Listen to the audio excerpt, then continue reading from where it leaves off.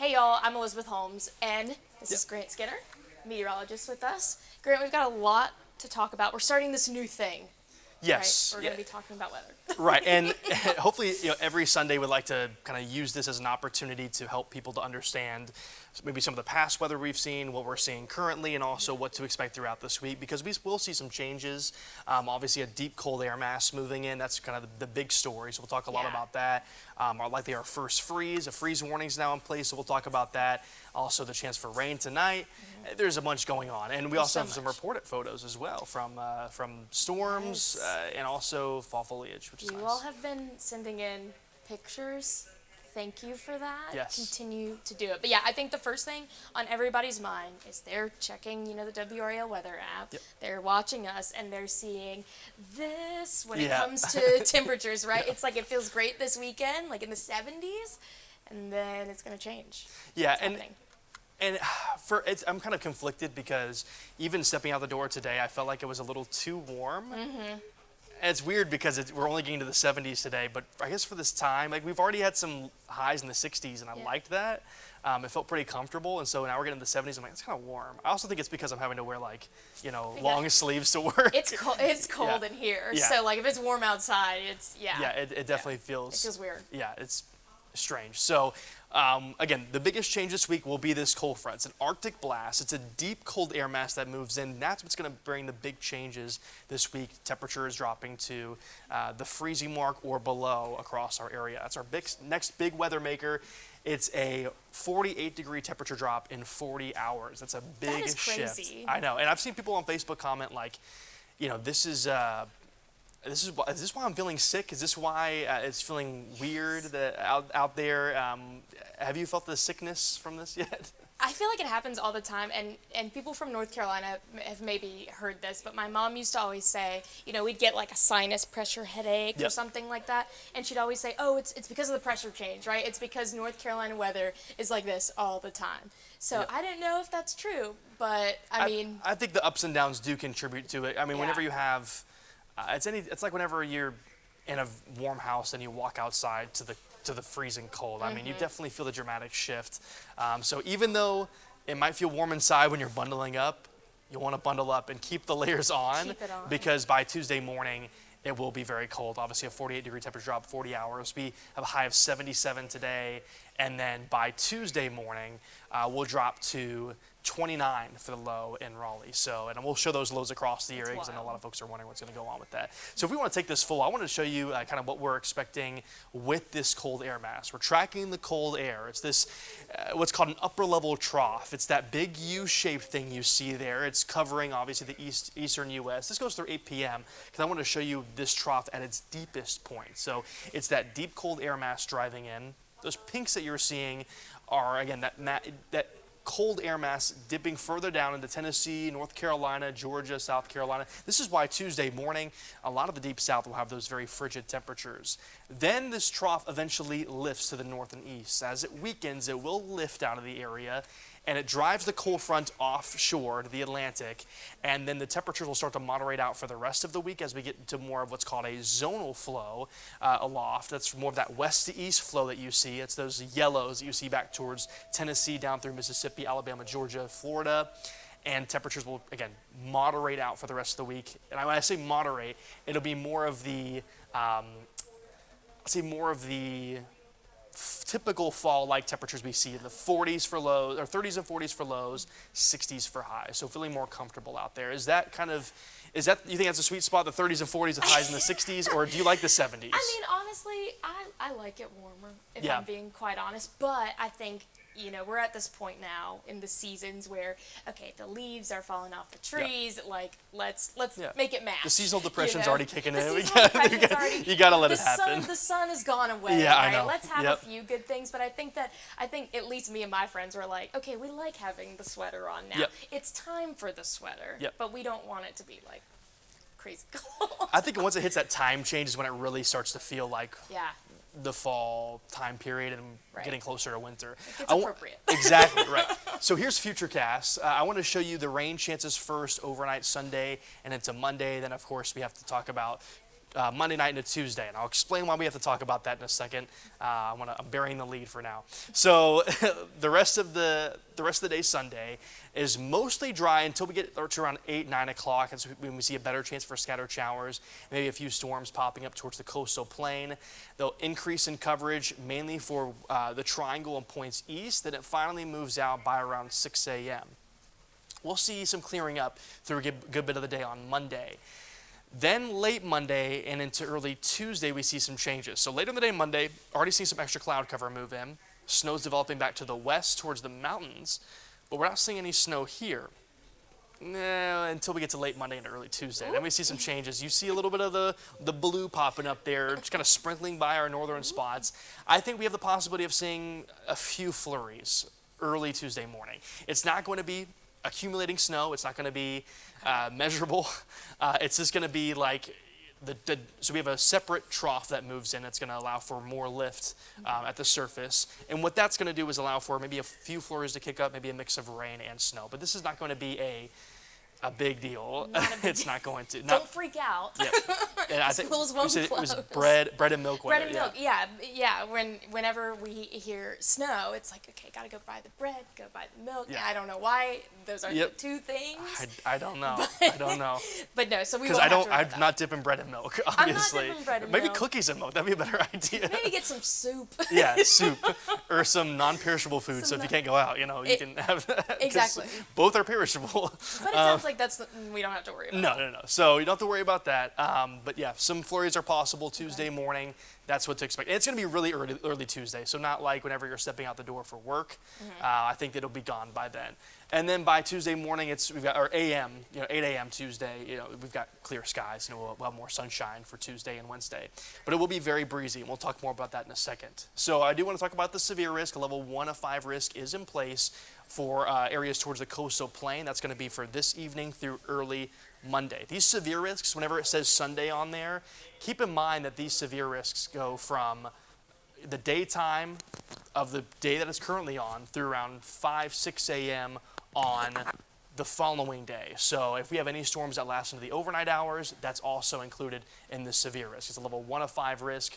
That's going to be in place for, again, areas towards the coastal plain, including Goldsboro, Clinton, Smithfield, Wilson, down towards Fayetteville. It doesn't mean that you won't see any stronger storms to the north, but that's the best chance to see it will be to the south and east. So let's transition to Futurecast. I'm going to keep this full for a second so you can kind of see how the temperature changes over time. Obviously, Monday morning, once the fronts pass, we already see the sharp gradient in temperatures from down towards Clinton at 49 degrees to the north and west towards Roxborough, we're at 39. And then you really see the shift later in the day. So we're going to get sunshine by the afternoon Monday, but we're only going to reach 50 because of the cold air mass moving in. That's gross. Plus it's going to be breezy. Even more gross. So just layer it on. We're layering on the gross. So if you have any plans Monday evening, don't. No, I'm just kidding. You can have plans, but just make sure you have inside. Yeah, maybe indoor plans. Have layers of some sort, maybe a big coat or something like that. Just Bring make out sure. the hats. It's yeah, hat season. it's beanie season. It will be beanie season Tuesday morning, and I want to show you that. This is 6:45 a.m. Tuesday, 26 Roxborough, 30 Raleigh, 31 Fayetteville. Now keep in mind, this is one forecast model. I'll show you our forecast lows from our team here in a second, but most spots in the 20s and maybe a couple of spots in the 30s by Tuesday morning. But yeah, 29 is our forecast low for Raleigh, 25 Roxborough, 30 Fayetteville. Everyone's at 30 or below across our area. So it will be a cold start Tuesday, and with that, a freeze is looking more likely across our area. So it's going to be chilly out there. Yeah, I mean, my mom today, she was like, do I need to bring the ferns in? Ask them if I need to bring the ferns in. Yep, and all the plants need to come in, especially tomorrow. I mean, it's already going to be breezy into Monday, so it might be smart to bring them in early, but definitely by Tuesday, before you head to bed Monday, definitely need to bring any of those sensitive plants inside to make sure that they are safe. This is our coldest low that we've had since March 3rd. Chris Michaels made this graphic for us, and it's kind of a testament to, like, it's been a long time since we've seen this cold. Obviously, it's not out of the ordinary cold, but it is going to be very cold across the area. So keep that in mind. Lows ranging from 22 to around 30 degrees across our area. I think more so to be around 25 for our northern spots, but I would not be surprised if we have some of those low-lying areas that dip a little bit colder. So That was before you and I got here. That Yes. feels like forever ago. yeah, I know. We weren't even employed here. Yeah, yep. when it Yeah, I came know. to this. And it has arrived now. has arrived. It has arrived. It won't last very long, but it's kind of a signal for the changes that we'll see over the next couple of months. So wind gusts, I want to show you this now. This is what's going to make it feel even cooler throughout the next few days. Around 10 to 15 for Monday morning, then we head into Monday afternoon into the evening. It's still going to be breezy. This is Tuesday morning, 20 to 25, maybe as high as 30 miles per hour up towards South Hill, Roxborough. The breezes will make it feel colder out there. And the breezes continued through Tuesday evening around 20 miles per hour. Wednesday morning, 30 to 35 with some stronger gusts possible. So yeah, it's going to be frigid or feeling colder even on top of the cold temperatures that we'll already see out there. Wow. So yeah, make sure, once again, the layers are going to be needed. It's gonna, I'm sure it's gonna be like whiplash almost, where Yep. I'm sure folks are gonna be out here, you know, obviously we're recording this Sunday, what is today? I've lost all track of time, the 9th. Yep. You know, this weekend, I'm sure people were out in shorts, I've seen people out in Yep. shorts, and then now it's like bundle up, be ready for it. Yes. Pull out the winter wardrobe. Yeah, prepare it now. If you're watching this Sunday night, we'll go ahead and just get it out now. That way it's ready to go. Monday, you'll definitely want to have it broken out. So this is 4 p.m. on Monday. 44 Raleigh, 39 Roxborough for the forecast wind chill.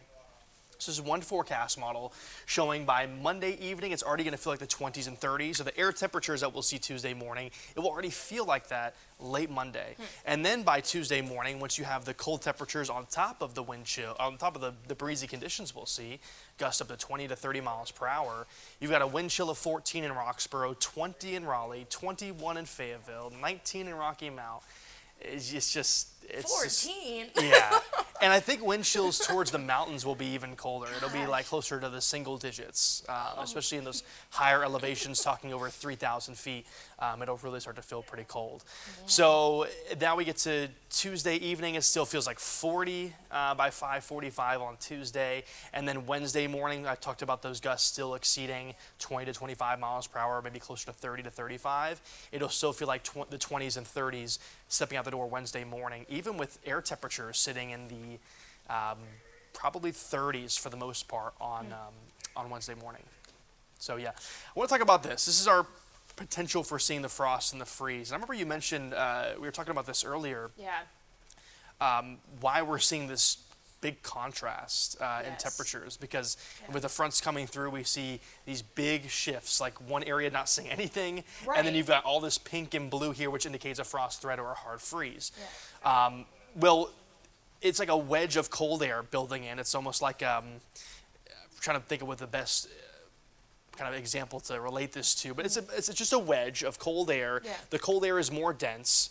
It pushes the warm, less dense air, it's more humid, and it pushes that out of the way. And as this drives in, you'll see that big shift as the front passes through our area. Some frost possible in our northwestern spots Monday morning, but it'll also be breezy out there. So it'll be interesting to see what we'll see Monday morning. I think some patchy frost may be possible. Mainly concerned about Tuesday morning, where we see more of a widespread freeze. They'll have this pink and maybe a little bit of purple mixed in here, but mainly the pink indicating more of a hard freeze into Tuesday morning because of just how cold it will be. Almost everyone's going to be at 30 or below to start the day on Tuesday. Wow. Even seeing it over here at the coast, too. Yes, that's correct. And I'll show you the freeze warning in a second. I think it's going to be next. It's right here. The freeze warning extends all the way to the coastline. So that includes areas towards probably Jacksonville, North Carolina, points north, not right at the coastline. So it's not going to include parts of the Outer Banks, but I mean, just west of the Outer Banks, you've got freeze warnings in place. Wow. And it extends through all of central North Carolina, even back towards the Piedmont, the western portion of the Piedmont, back towards the Triad region. You've got some freeze warnings already in place. So watching for those frigid temperatures, obviously, into our Tuesday morning. It still feels cold tomorrow morning and Wednesday morning. So for average first fall freeze, I should say, is around this time period anyway. Yeah. Around October 31st and the Sandhills as late as November 13th. So this is around when we see that first freeze. Not out of the ordinary to see it at this time of the year. But I just want to quickly show you the kind of the climatology of that. Yeah. This is not out of the ordinary, but it still is going to hit pretty hard because it's going to be pretty cold Tuesday morning. I know people are going to love to hear this. Yeah, so this is going to be the fun part. So I talked about our chance for flurries here, and we have a good bit of snow possible in the mountains. We have a winter weather advisory in place for the majority of the mountains, parts of the mountains under a winter storm warning, which means that, now we're looking at conditions being more favorable for those blustery conditions, a good bit of snow in some areas as well. These snow totals have been kind of coming up. A good chance, up to a close to 100% chance that we see at least an inch of snow back towards Gatlinburg and also Hot Springs as well. Asheville, not so much, but you could see some snow there as well. And then back towards Waynesville, Bakersville, Beach, you see those higher percentages indicating a good chance to see at least an inch of snow with some higher amounts, 2+ inches for some spots. I think back towards Beach, we'll have at least an inch there. And then Boone, you could see some snow there. Not as much accumulating snow, but snow is still possible in Asheville and Boone, North Carolina. So that will be fun for folks that maybe have some places, maybe they have a home towards the mountains, or planned ahead of the mountains while it's snowy. Yeah. I think people are excited about the snow. Well, and something that, fun fact, we tried to record this and it didn't work. So this question that Technology. Technology. You think you're good at it and then you're not. But anyway, the question that, I asked Grant earlier that I thought was super interesting was, when we get maybe just this little inch of snow, I think about Beach Mountain, right? Really popular place for people to go ski. Right. Will something like this actually help when it comes to, creating those kind of ideal ski conditions, even on top of like fake snow that they might have to use? Right. As we get deeper into the cold season, having those deep cold air masses and even just a bit of snow as well come in, it really helps for that transition to the ski season. We really need more consistent cold temperatures below freezing in the mountains to have better ski conditions, because we need that any snow that's there, either fake or snow that comes in from systems, it needs to be able to stay in place. And I think that when we get air masses like this, it helps out a lot. And even throughout this week, as we see changes with our low temperatures that we can see here, it'll still be cold in the mornings, but when we see a lot of 30s mixed in, that means that we could see towards the mountains probably even colder temperatures, which will be helpful to keep that snow in place. I don't think we're obviously deep in the ski season yet, but we're seeing that transition, especially as we head towards December and into January. That will look more favorable across the area. But lows warm into the 30s and 40s for many spots. So have you heard of this, the 5 Ps of cold weather safety? Ever heard of that before? No. So educate me. So obviously cold weather safety is just as important as any other safety that we will talk about when it comes to any type of weather condition, but we call this the 5 Ps of cold weather safety. I preached this since I first started doing this, and we got cold air coming in. You want to protect people, plants, pipes, pets, and practice fire safety. Okay. That's what the 5 Ps are. The first is protecting people. So check on your family and friends. Make sure they've got they're layered up. They've got a heat source of some sort, and also make sure that your family and friends are wearing layers as they step out the door. You want to protect plants as well. Cover them up or bring them inside. I think bring them inside is going to be the best bet for you. And protect your pipes as well. Drip faucets, add insulation to your piping. That's pretty important. And then protect your pets as well. Limit their time outdoors, or bring any outdoor pets inside, or give them some sort of heat source. It's not going to be safe during those freezes for the outdoor pets to just be chilling outside. Yeah. Unless you've got. That's just not nice. No, it's not. It's horrible. So please bring them inside or give them some sort of heat source, and practice fire safety as well. Only use safe heating sources. That's going to be really important, because fires can easily start from a malfunctioning heating source, a malfunctioning heater of some sort. You want to have a safe heating source. Make sure to check all your instructions. Make sure you understand how your heating source works. That way you don't have some sort of issue happen that could affect your home or wherever that heating source is. Yeah, before being in this role with News Plus, just working as a general assignment reporter, it was always around this time of year that we would hear from, fire departments, law enforcement, just really honing in on that, because they would unfortunately have to respond to fires, and people would get hurt or even die because they left the heater on, just trying to stay warm. Yes, exactly. And as I mentioned, checking your instructions, also make sure you have a carbon monoxide detector. I think that's probably the key thing to have, to make sure that the levels are staying below that threshold that could be harmful for you or your family as we get deeper into the cold weather season. Also, tire pressure is going to change. We always see this. Oh my gosh, I got so scared the other day. I've had like 3 flat tires, and then I see bing, bing, bing, and I was like, oh my gosh, what's happening? And it's this. It can be frustrating, especially when it gets colder. So yeah, as the temperature drops, we're going to see that change in pressure. Make sure you're checking on your tire pressure. If it's just for a brief period of time, goes off, it probably isn't that big of a deal. But if you see it consistently stay on, you definitely need to get that checked out. And it's usually free at some places to just get your air filled up real quick. And if it's not going to be too expensive. So yeah, now we're going to transition to more of a fun section of this. This is what we were teasing. Yes. So if you stuck around, I'm so glad. Thank you so much for sending in your report photos. These are super key to help people kind of understand what we've seen over the past week or so.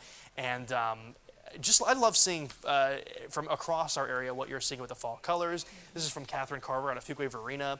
There's beautiful deep reds and oranges building in. I love to see it. Also, Kat Thompson out of Raleigh. This is a really vibrant red. This is pretty, and I think seeing these all the trees here, especially in the middle of the road too. I'm not used to that. So I come from Mobile, Alabama. I grew up in Nashville, so I've seen fall colors before. But I had spent 7 years in Mobile, and during that period of time, we didn't get these deep reds like this. So what's your take on the fall colors? You know what? I will say I was out of town for an extended period of time before the fall foliage really started exploding. I came back, and it was just incredible to see. I mean, really, it feels like it's really bright this year. Yep. And I don't know if there's anything to do with that, or various weather systems, and also, sunlight's a big driver in it, obviously, but temperatures do affect it as well. So depending on how temperatures change over time, if we get those cooler air masses that come in, maybe we get some more vibrant colors. So we're seeing some gorgeous images like this. I love these deep reds. Also someone mentioned their Japanese maple looked really pretty. Yeah. I'm a big Japanese maple fan. Yes. This is it looks like a ginkgo. It's a ginkgo tree. You're exactly right. Ray Adcock sent this in out of Oxford. This is really pretty.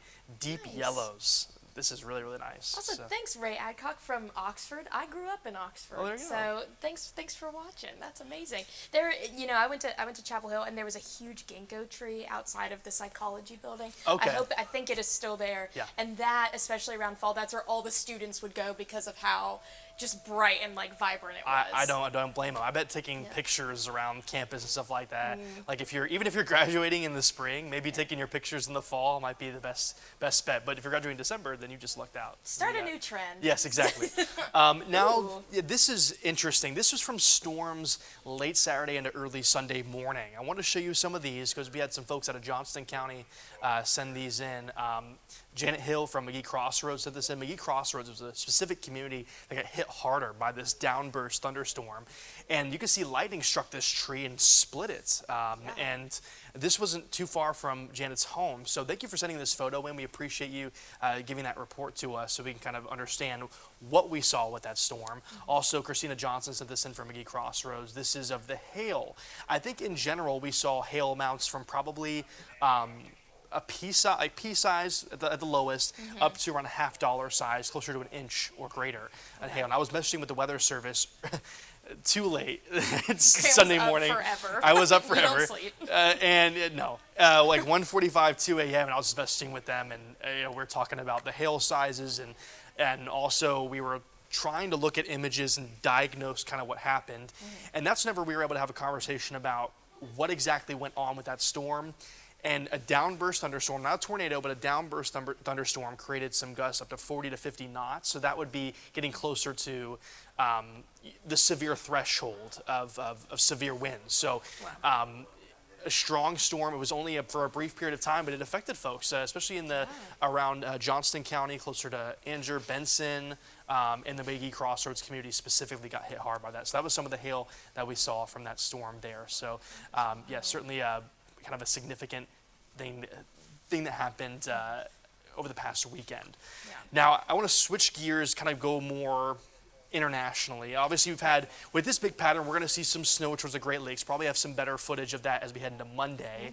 And into Tuesday, obviously, snow towards the mountains. So we'll be watching those cameras towards the mountains this week. And if you are towards the mountains, please send us photos, WRAL.com/report it, the best way for us to see those. And we'll show them on here on next Sunday, or we'll post them on social media and show them on air and stuff. So I want to switch gears to the tropics. Obviously, been very quiet here. No tropical activity is expected over the next 7 days. Things still remain quiet. We're in the tropical season still, so tropical activity is still possible, but it becomes less likely at this time of the year just because our change in pattern, and we have even if the sea surface temperature is warmer, just conditions aren't as favorable for tropical development. We have some strong cold air masses that move off the east coast of the U.S., and that helps to kind of mitigate any of the tropical activity from developing, or as much tropical activity from developing, so that drops off. But it has not been the same towards the Pacific. And I know you got some video that you're going to show. Parts of the Philippines already got hit by one tropical system this past week, and they're about to get hit by another tropical system. Yeah, and this is some of the video from those tropical systems moving in, bringing major impacts. I think I saw one report that said around 200 folks were killed by this powerful storm with the past one. And unfortunately, with these powerful storms and it affecting areas that maybe don't have as great of infrastructure, it can really impact areas. So I kind of want to show you that even though it's quiet here, the tropical system is still ongoing, and we have obviously the Pacific and the Atlantic Basin. Even though the Pacific doesn't affect us, it does impact people across the globe, and the Philippines that are getting hit really hard by a couple of tropical systems. So I wanted to show you that real quick. But other than that, this week, I think the biggest thing for people to watch for is going to be the frigid temperatures into the start of this week. So we'll be watching that very, very closely. Tropics will remain quiet here, so that's good. And then temperatures finally moderate out into the middle of this week. So to feel comfortable again, 30s and 40s for lows, 60s for highs by the middle of the week. But frigid Tuesday morning, practice the 5 Ps like I talked about. You can scroll back in the video and make sure to like this video and also subscribe. Subscribe to the WRAL YouTube channel. We are going to be doing this every Sunday, hoping for the foreseeable future. If they love it. If you guys love it, if you guys please love it, tell us so that they don't say you're not doing this anymore. And if tell us where you're tuning in from, maybe send a comment where you're tuning in from. And WRAL.com/report it, another great place to show us your weather photos throughout the week, whether it be from storms like we just talked about or fall foliage. They're all so important. The bad, everything. We want all of it so we can share kind of what's going on across our area. So thanks so much for tuning in this week, and hopefully we'll be doing this for more weeks to come, and we'll continue to talk about kind of what's going on with weather here and across the globe. We'll see y'all later.